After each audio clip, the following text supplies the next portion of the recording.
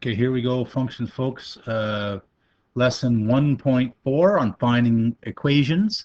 Last couple of days we were graphing stuff. Given the equation, come up with the graph, just like the 3-minute review here. And hopefully you've tried these. I'm about to take them up. But today is going to be all about going the other way. I'm going to give you some stuff, and you have to come up with the function, the equation of the function. Anyway, that's later. Let's take up the 3-minute review. Hopefully you got some sketches there in front of you just waiting for me to take them up. Well, let's get through it fairly quickly. We just asked to sketch, so not a lot of fancy calculations here. The degree is 5, right? Because there's 2 there and 3 there. It's a total of 5. I see the leading coefficient is actually going to be 1/6. What does the 1/6 do? Well, we'll see. Not much in our solution, but what the 1/6 would do would be a vertical squish, right? The stretch factor is 1/6 of whatever this graph is, but we're not really worried about that. Let's just get to the rest of the graph. Degree 5, leading coefficient is positive, so I know it's going to start low and end high.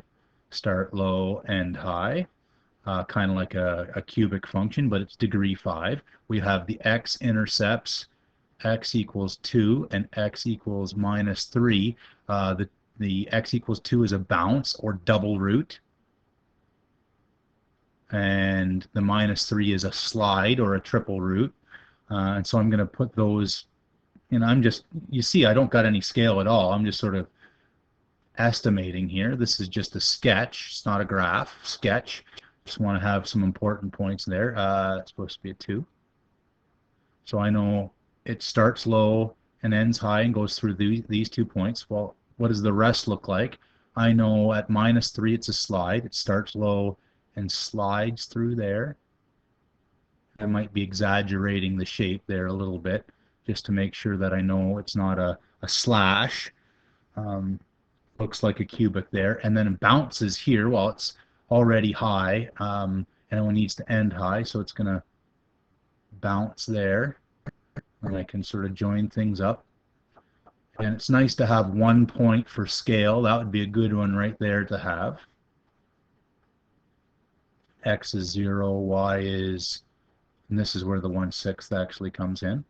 I can calculate that, bang that into a calculator, and I get 18, I think. So there's that function. That's y equals f at x.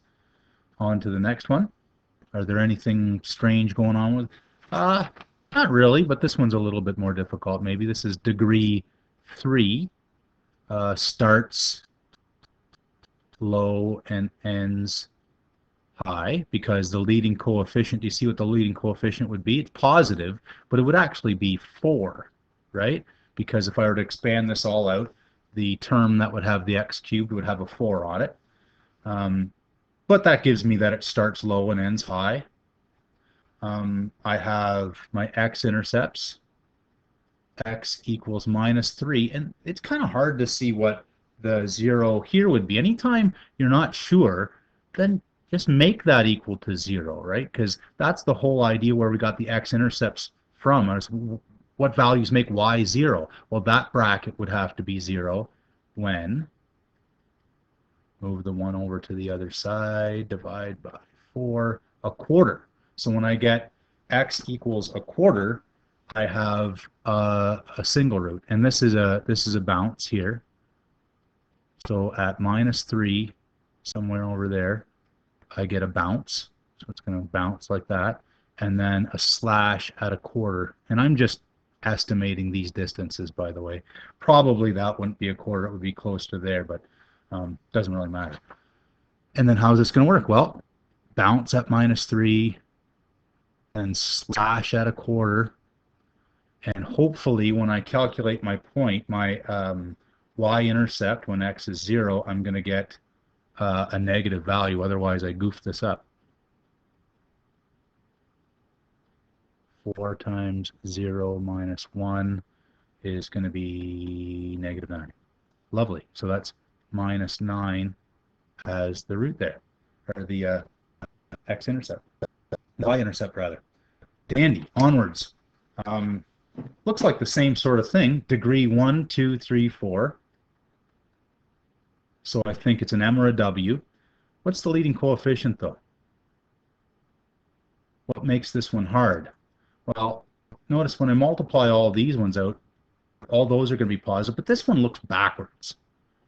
And in fact, this is kind of a lazy way to have a -1 out front. I could factor a -1 out and write it in a way that I'm familiar with. But as long as I see that the leading coefficient is going to be -1, I know that it's going to start low and end low, right? And that's really what I got to get out of that. And then the x-intercepts. Well, what value makes this 0 is 2 minus 4, 3, 5. And then I'm going to put all these roots on here. There's 2 about there. Minus 4 is all the way over here somewhere. 3 is right there. 5 over here somewhere. And again, I'm just sort of estimating those distances. If you use graph paper, that's dandy, but again, we don't usually put a scale on the y-axis until after. Starts low, ends low. All of these are slash roots. Slash, slash, slash, slash, and ends low. That's good that all worked out, and I should have a point.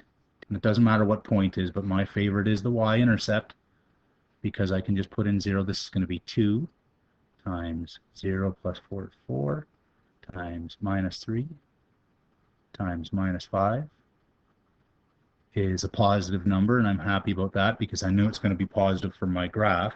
Positive, well, what is that? What is that? What is that?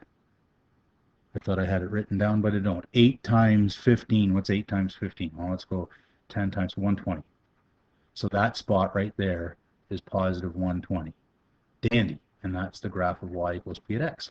All right, hopefully you had those already and you were just waiting for me to get through them. Today's lesson is on finding equations of polynomial functions, and there it is. So we draw a graph of a cubic with roots -3, 2, and 4. So this is kind of like the work's already been done for us a little bit. It's a cubic with roots at -3, out here somewhere, -3, 2. I know it's going to go through all these points, and it's a cubic.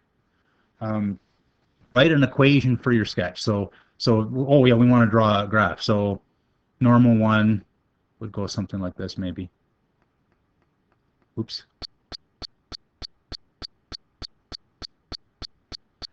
Write an equation for your sketch. So this is A, this is B. Well, if each of these roots leads to a bracket, right, it would be, what would the brackets be?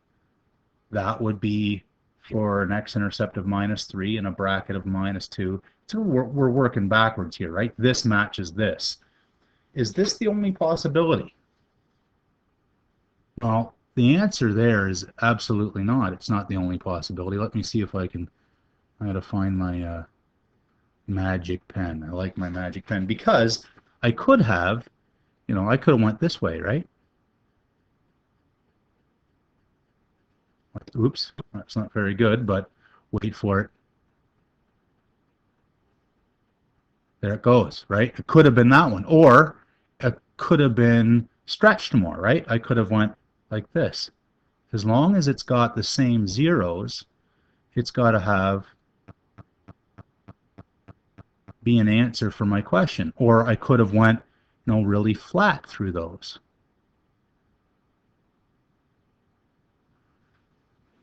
Or really flat and flipped, right? I could have went this way.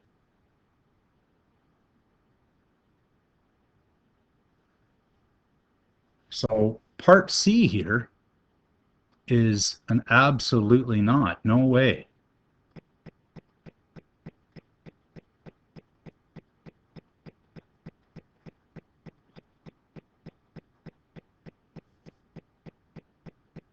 In fact, how do I get the different ones, whether they're flipped or whether they're flat or stretched? It's any stretch factor, right? So I could put in a stretch factor of A, but it still has the same roots, right? And if A is negative, then it would start high and end low, where this thing here is called a family of curves. This is a family of curves with these roots. They all have the same roots. And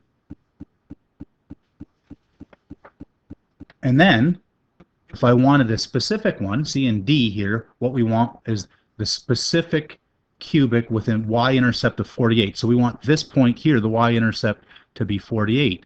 Well, remember, that's the point when x equals 0, y equals 48. And so that means I could use this information in my family of curves and calculate what the stretch factor is, what A is. So when x is 0, I can calculate what my A value is. That's 3 times minus 2 times minus 4 is 24, and I get a stretch factor, an A value of 2. So therefore, the curve or the function is y equals 2 goes in there for A, and the x and y intercepts are the same. Sorry, the x intercepts are the same rather. So in A, it wasn't enough information just to be given the roots. I needed another point there, and that's what we're going to be dealing with in example 2 and example 3 in part 2 of today's video.